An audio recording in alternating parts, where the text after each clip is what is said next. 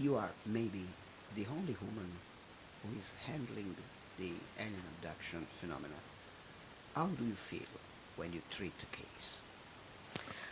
Well, as we all know, alien abduction is something that is still very, very strange for all of us as human beings to even consider the fact that something as extraordinary is happening to millions of people. I felt, and not even as a woman, but just as a human being, that there was a need for these people, someone to go to. They needed help. They need a support system. And I felt that, as we say, this was my calling to become a researcher, and more importantly, a hypnotherapist to help people deal with the trauma, because initially it is very traumatic. And since such events are really traumatic, do you think that this trauma has behind it something good for the people who is abducted or not?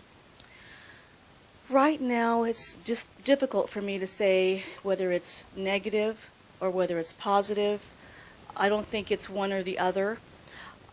What I am doing now for the last 15 years is allowing my clients that I work with to bring the memories up to the surface. As a hypnotherapist, that's what I do, so that they can deal with each memory that comes forward.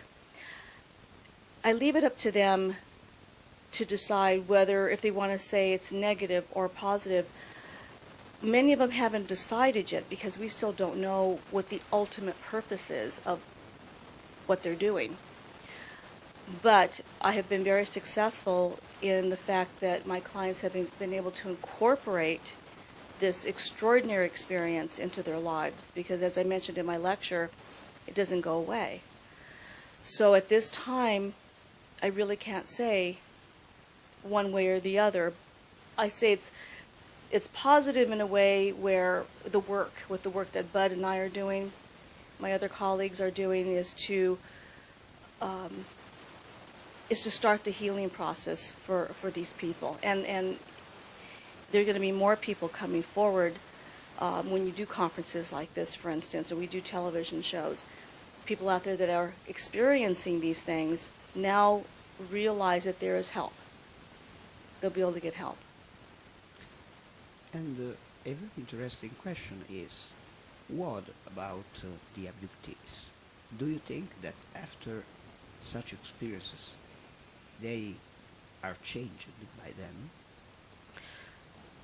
I believe definitely anyone who endures this experience, it does change you. It's a what we call life-altering event. They can't help but be changed by it. As I mentioned in my lecture, many of them come away from this experience with their psychic abilities heightened. I believe we all have psychic abilities, but not all of us use them.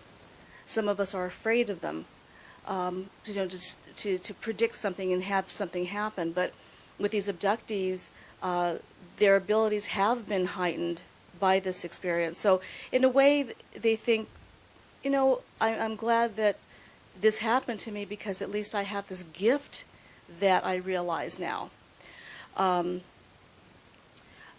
other ways, they put all their lives in perspective. What's important? Family, friends. As we know, life on Earth is very short.